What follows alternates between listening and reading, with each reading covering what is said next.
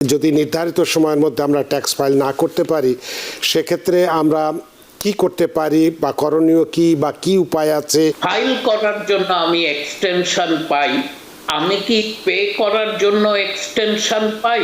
Filing late penalty অনেক high, অনেক বেশি than paying late penalty. Last day of tax filing কবে? এটা কি 17ই এপ্রিল, এটা কি 18ই এপ্রিল, এটা কি 20শে এপ্রিল? এই ধরনের প্রশ্ন আসে। ট্যাক্স সিজন শেষের পথে, সুতরাং যারা এই নির্ধারিত সময় অর্থাৎ এপ্রিলের 15 তারিখ, এবার যেহেতু 15 তারিখ সোমবার পড়েছে, সুতরাং কোনো গ্রেস পিরিয়ড বা নতুন অতিরিক্ত দিন আমরা হাতে পাবো না। তাই যদি নির্ধারিত সময়ের মধ্যে আমরা ট্যাক্স ফাইল না করতে পারি সেক্ষেত্রে আমরা কি করতে পারি বা করণীয় কি বা কি উপায় আছে, কিভাবে তারা এক্সটেনশন নেবেন, যদি তারা ফাইলিং এক্সটেনশন করতে চান সেক্ষেত্রে কতদিন সময় পাবেন এবং এক্সটেনশন নেবার সময় তাকে কি এস্টিমেটেড কোনো ট্যাক্স পে করতে হবে কিনা, না করলে জরিমানা বা সুদ দিতে হবে কিনা, এই প্রশ্নগুলো আপনার কাছে থাকবে জনাব পারভেজ কাজী। ধন্যবাদ রানা ভাই। সর্বপ্রথম আমি একটা জিনিস পরিষ্কার করতে চাই আমাদের দর্শক শ্রোতাদের কাছে। অনেকেই ফোন করছেন, জিজ্ঞেস করছেন যে last day of tax filing কবে? এটা কি 17ই এপ্রিল, এটা কি 18ই এপ্রিল, এটা কি 20শে এপ্রিল? এই ধরনের প্রশ্ন আসে। আমার কাছে মনে হয় এটা একটু পরিষ্কার হওয়া উচিত। ইউএস ট্যাক্স ফাইলিং এর লাস্ট ডে হচ্ছে 15ই এপ্রিল, এপ্রিল 15। এটা কিন্তু কখনো 16, 17, 18 না।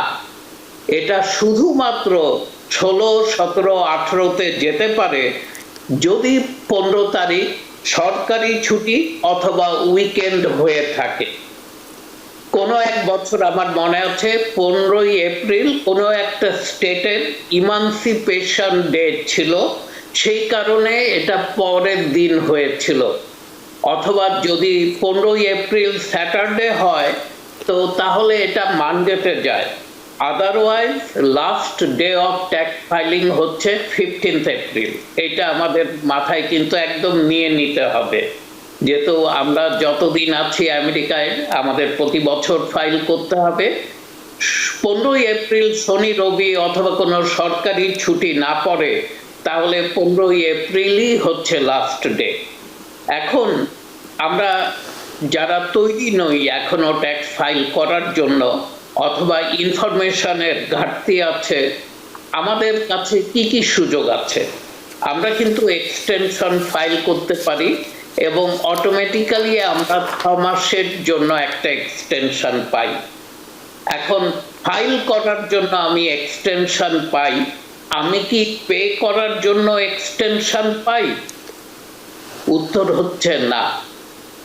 আমি ফাইলটাকে এস্টিমেট করব এবং আমি যদি দেখি আমি $2000 পে করতে হবে, দেনা হব IRS কে, আমি কিন্তু $2000 পে করে এক্সটেনশন নিব। অনেকে মনে করে যে তাকে $5000, $7000 দিতে হবে, কিন্তু এই মুহূর্তে তার কাছে টাকা নেই, তো উনি কি করবেন? আপনাদেরকে মনে রাখতে হবে IRS এর কাছে কিন্তু 2 ধরনের পেনাল্টি আছে। একটা হচ্ছে ফাইলিং লেট পেনাল্টি, আরেকটা হচ্ছে পেইং লেট পেনাল্টি। এখন ফাইলিং লেট পেনাল্টি আর পেইং লেট পেনাল্টির মধ্যে পার্থক্য কি? পার্থক্য এটুকুই, ফাইলিং লেট পেনাল্টি অনেক হাই, অনেক বেশি than paying late penalty. Filing late penalty প্রতি মাসে আপনাকে 5% of tax you owe IRS ধার্য করে থাকে এবং এটা ম্যাক্সিমাম 25% হতে পারে। আর পেইং লেট পেনাল্টি হচ্ছে 0.5% পার মান্থ। আপনি ডিফারেন্সটা দেখেন। ফাইলিং লেট আপনি পে করতে পারছেন না, দ্যাটস অলরাইট, আপনি ফাইলটা করে দেন on time. Filing late penalty যেটা বড় পেনাল্টি সেটা থেকে কিন্তু আপনি বেঁচে গেলেন যদি 15 এপ্রিলের মধ্যে আপনি ফাইলটা করতে পারেন। কিন্তু কোনো কারণে আপনি ফাইলও করলেন না, পেও করলেন না, আপনি কিন্তু বড় পেনাল্টি থেকেও বাঁচলেন না এবং ছোট পেনাল্টি থেকেও বাঁচলেন না। তো আপনাদের উচিত হবে সকলের, যদি ডকুমেন্টস যতখানি আপনি একত্রিত করতে পেরেছেন, কিছু ডকুমেন্টস হয়তো আপনি এখনো পাননি, সেটার কারণে পরবর্তীতে আপনি কিন্তু অ্যামেন্ডমেন্ট ফাইল করতে পারবেন, কিন্তু ফাইলটা যেন অন টাইম হয়। আমি বারবার জোর দিচ্ছি, দুটো পেনাল্টি একসাথে কাজ করে, ফাইলিং লেট এবং পেইং লেট। আপনি যদি 15 এপ্রিলের মধ্যে ফাইল করে ফেলেন, তাহলে ফাইলিং লেট পেনাল্টি আর কিন্তু ক্যালকুলেট হচ্ছে না, যেহেতু আপনি ফাইল করেছেন অন টাইম। নিউ ইয়র্ক থেকে সম্প্রচারিত TVN 24 টেলিভিশন, বিশ্বজুড়ে বাঙালির কণ্ঠস্বর।